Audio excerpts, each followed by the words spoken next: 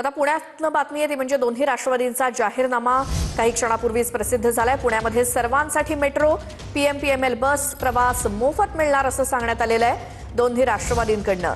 कुटुंबावरील आर्थिक भार कमी करण्यासाठी राष्ट्रवादीकडनं पुणेकरांना आश्वासन देण्यात आलंय।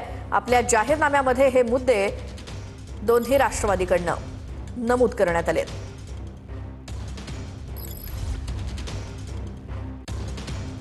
युरोपमधील अनेक लहान मोठ्या शहरांच्या मध्ये मेट्रो आणि ट्राम तर काही ठिकाणी बस सर्वांच्यासाठी मोफत त्या ठिकाणी दिली जाते।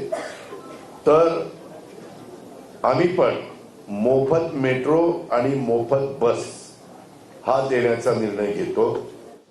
डॉक्टर अमोल कोल्हे साहेब हे पुण्याचे खासदार आहेत आणि त्याच्यामुळं हे सगळं आम्ही काही लपून छपून नाही, कारण रोजच्या रोज आम्हाला पुणेकरांना सामोरं जायचंय आणि म्हणून हा एक चांगला पुणेकरांचा प्रदूषण कमी करणारा, रोज पाणी देणारा, मुलांना योग्य दिशेने विद्यार्थ्यांना नेणारा, खड्डेमुक्त पुणे करून देणारा आणि पब्लिक सर्व्हिस ट्रान्सपोर्ट ह्यामध्ये मोफत, कारण कुठेही हे नफ्यात चालत नाही आणि त्याला जेवढे पैसे लागतात ती रक्कम आपल्या पुण्याच्या बजेटच्या दृष्टीनं फार कमी आहे आणि त्याच्यातून खूप मोठ्या प्रमाणावर वाहनं रस्त्यावर कमी आलेलं चित्र आपल्याला सगळ्यांना पाहायला मिळेल आणि एक चांगल्या पद्धतीनं पुणेकरांना ह्या सगळ्या गोष्टीचा मदत पण होईल आणि त्याच्यातनं एक चांगलं वातावरण पण आपल्याला पुण्यात करता येईल। धन्यवाद। थांबा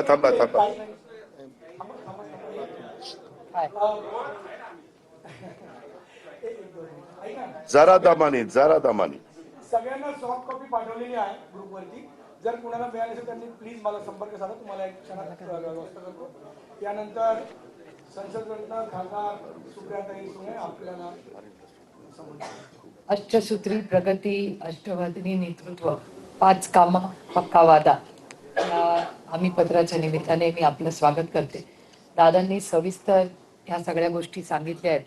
तर थोड्या गोष्टी मी आणि अमोलदादांच्या वतीने सांगू इच्छिते, कारण आम्ही दोघंही पुण्याचे वनथर्ड लोकप्रतिनिधी आहोत। एक तर टँकर माफियाचा जो उल्लेख दादांनी केला, दादांनी वडगाव शेरीचा वगैरे केला, पण हा अनुभव दादांना मलाही येतो।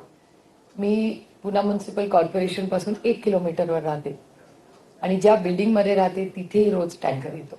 त्याच्यामुळे हे काय फक्त बाहेरच्या गावांपुरतं सीमित नाही, पण पाण्याचा हा प्रश्न किंवा हा टँकर माफियाचा इश्यू हा शहरातही वाढत चाललेला आहे। त्याच्यामुळे त्याच्याच जातीने लक्ष घालून मार्ग काढणे, लास्ट माइल कनेक्टिव्हिटी ज्या मेट्रोबद्दल दादा बोलले आता, त्याची एक लास्ट माइल कनेक्टिव्हिटी जोपर्यंत पूर्ण होत नाही, कारण हा प्रयोग दिल्लीत शिलाजींच्या काळात यशस्वीपणे झाला, त्यानंतर मुंबईमध्ये आजही एवढी मेट्रो झाली असली तरी ट्रॅफिक मुंबईचा कमी होत नाही, याचं कारण लास्ट माइल कनेक्टिव्हिटी पूर्ण झालेली आहे। त्यामुळे दादांनी जो उल्लेख केला की आम्ही मेट्रो यशस्वीपणे चालू, याची लास्ट माइल कनेक्टिव्हिटी आम्ही पूर्णपणे कटिबद्ध आहोत की पहिल्या 3 ते 6 महिन्यात